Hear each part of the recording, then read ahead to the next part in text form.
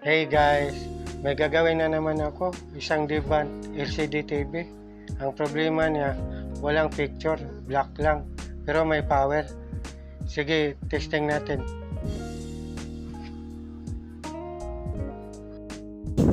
Ayan guys, may power na guys.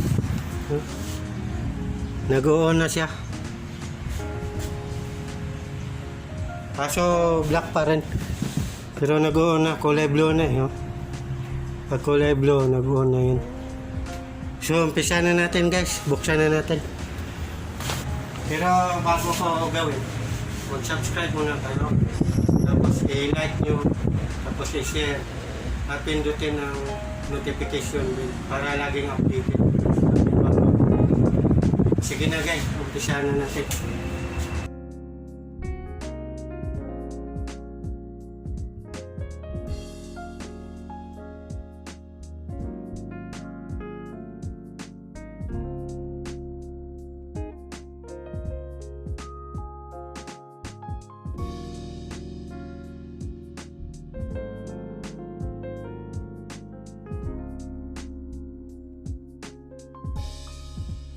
Model number 42DE850.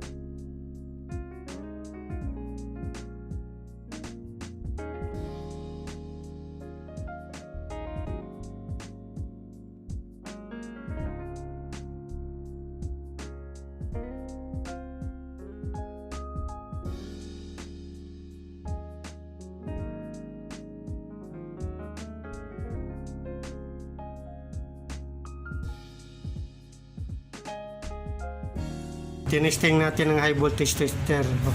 Wala. Ayaw pumula. Ibig sabihin walang high voltage. Kahit dito wala rin.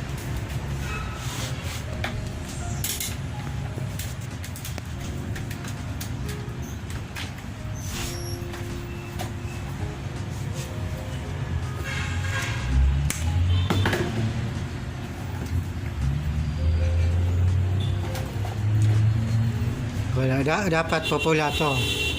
Pagka itapat mo to dito, pupula dapat yan. Dito ganun din, dapat pupula rin. Wala. Dito dapat pupula rin dito bande. Pero wala, ayaw. Pero naka-on na po yan, oh, kablo. So sukatan natin ngayon ng supply yung inverter. Tingnan natin kung may supply na 24 volts.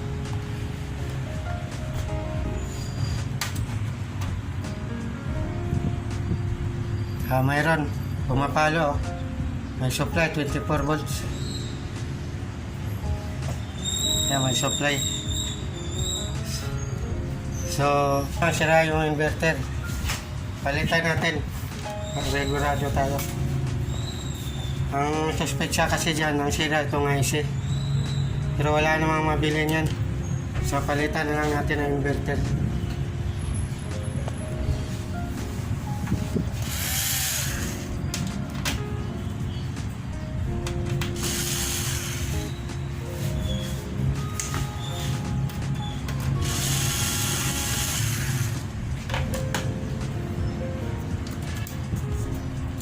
palitan.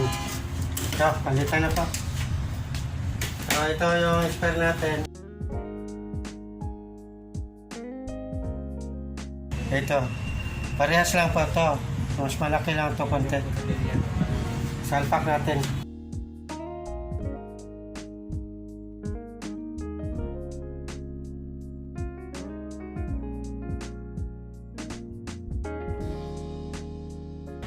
Yan, nakasalpak na po yan. Ito.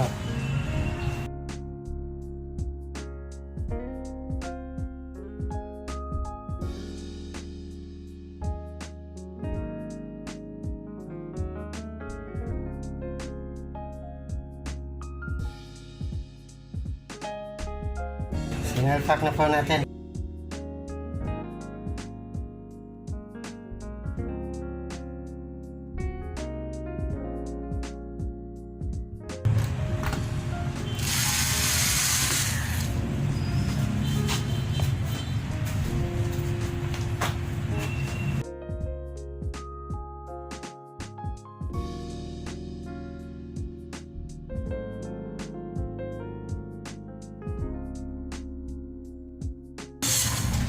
So, yan na po.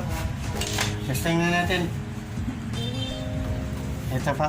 Babasahan muna natin ang voltahe. High voltage. So, ito yung high voltage tester natin. Dapat iilaw to. Kaya pwede ipatong to kasi wireless naman to eh.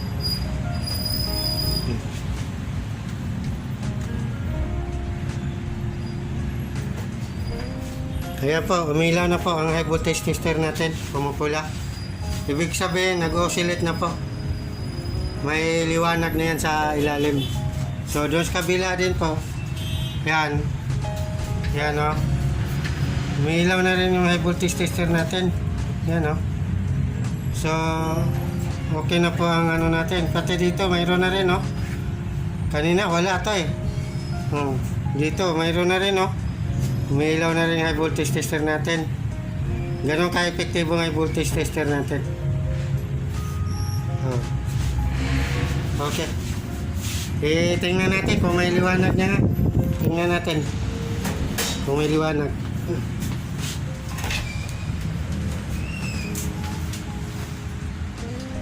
Ayun, ayos. Meron na.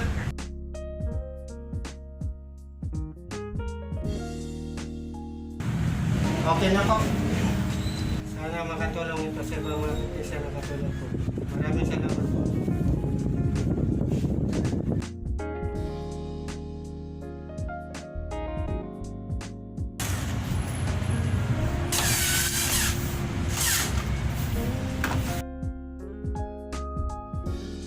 Final testing.